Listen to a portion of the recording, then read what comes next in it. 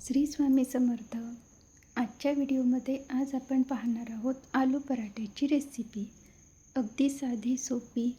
चला तर मग बघूया आलू पराठा कसा करायचा.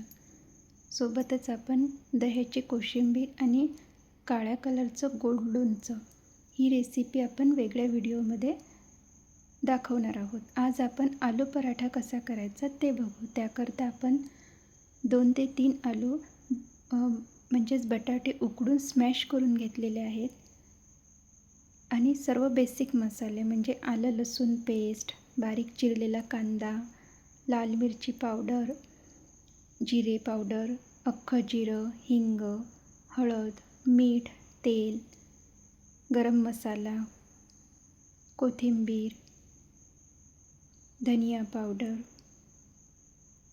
हे सर्व बेसिक मसाले घ्यायचे आणि आपण बटाट्याची सुक्की भाजी बनवतो त्याप्रमाणे आधी भाजी तयार करून घ्यायची. आलू पराठा जर आपल्याला टेस्टी व्हायला हवा असेल तर आपल्याला भाजी आधी खूप टेस्टी करायला हवी. त्याकरता आपण सर्व जिन्नस व्यवस्थित प्रमाणशीर घालायचे आहेत, तरच आपली भाजी टेस्टी होईल. भाजी टेस्टी झाली तरच आपले आलू पराठेसुद्धा टेस्टी होतील.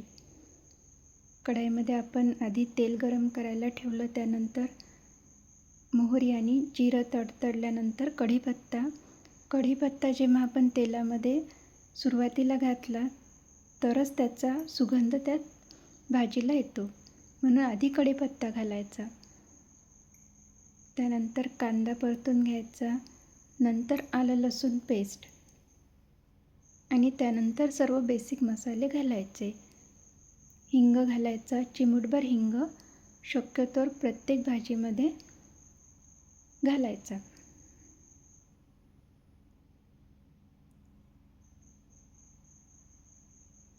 हिंग घातल्यामुळे आपण जे पदार्थ खातो ते पोटाला आपल्या बाधत नाहीत, त्यामुळे शक्यतोवर चिमूटभर हिंग घालायचा. आलं लसूण पेस्ट, सर्व जिन्नस आपण व्यवस्थित परतून घेऊया.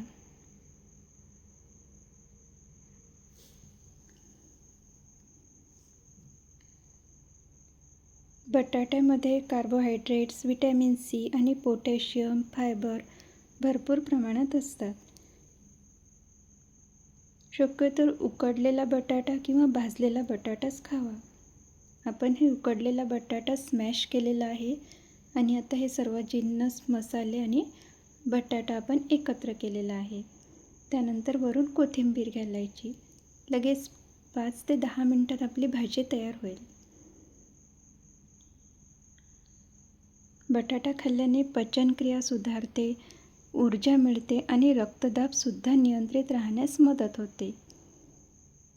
बटाट्यामध्ये फायबर आणि रेझिस्टन्स स्टार्च असतात, ज्यामुळे पोटाचे आरोग्य चांगले राहते आणि बद्धकोष्ठतेची समस्या दूर होते. पण शक्यतोवर बटाटा हा योग्य प्रमाणातच खावा. त्यानंतर आपण कणिक मळून घेतलेली आहे आणि थोडी जाडसरच पोळी आपल्याला लाटायची आहे. खूप जर जास्त पातळ पोळी आपण लाटली आणि त्यामध्ये जर आपण बटाट्याचं सारण भरलं तर फक्त आपल्याला खाताना बटाट्याची चव लागेल. त्यामुळे पोळी थोडीशी जाडसर ठेवायची, खूप पातळ लाटायची नाही. त्यानंतर आपण भाजी त्यामध्ये भरून घेतलेली आहे आणि ज्याप्रमाणे आपण पुरणपोळी बनवतो त्याचप्रमाणे आपल्याला ही पोळी तयार करून घ्यायची आहे, म्हणजेच हा पराठा तयार करून घ्यायचा आहे.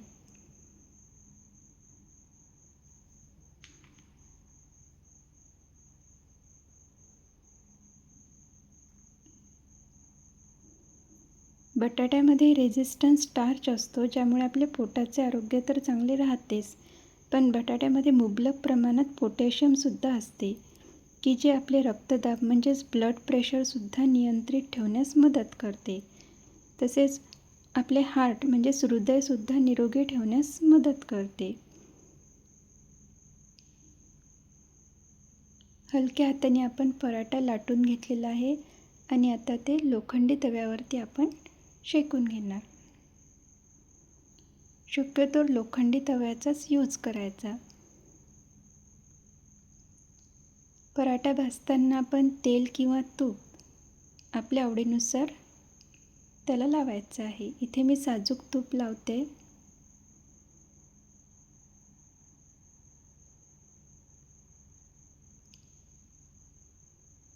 बटाट्यामध्ये कार्बोहायड्रेट्स असल्यामुळे शरीराला झटपट ऊर्जा आपल्या मिळते बटाटा खाल्ल्यामुळे. तसेच रोगप्रतिकारक शक्तीसुद्धा आपली वाढते, कारण बटाट्यामध्ये व्हिटॅमिन सी असते, जे पेशींचे आपलं रक्षण करते आणि आपली रोगप्रतिकारक शक्ती वाढवते. बटाट्याचे जर पूर्ण फायदे आपल्याला आपल्या शरीराला मिळवायचे असतील तर शक्यतोवर उकडून किंवा भाजूनच बटाटा खायला हवा. तळून केलेले बटाट्याचे पदार्थ उदाहरणार्थ चिप्स, फ्रेंच फ्राईज हे आरोग्यासाठी थोडे हानिकारक ठरू शकतात. मधुमेहाच्या रुग्णांनी तर डॉक्टरांच्या सल्ल्यानुसारच मर्यादित प्रमाणात बटाटा खायचा.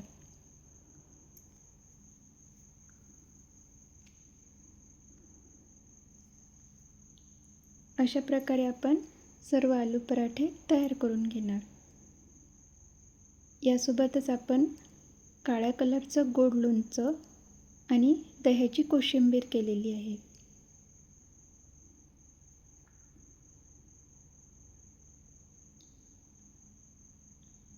काळ्या कलरचं गोड लोणचं जर तुम्हाला हवं असेल तर नक्की कमेंट करा.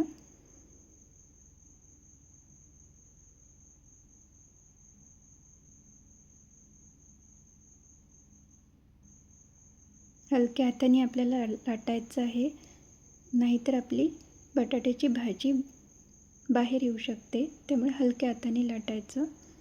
त्यानंतर आपण हे खरपूस खमंग असे भाजून घेऊया.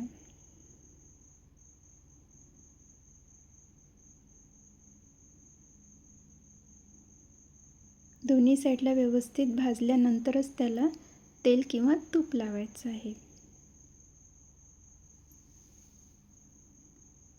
अशा प्रकारे आपले अगदी सोपे सहज असे आलू पराठे तयार आहेत. आपण हे सॉस किंवा दह्याची कोशिंबीर किंवा गोड लोणचं यासोबत आपण हे खाऊ शकतो. चला तर मग भेटू पुढच्या व्हिडिओमध्ये. श्री स्वामी समर्थ.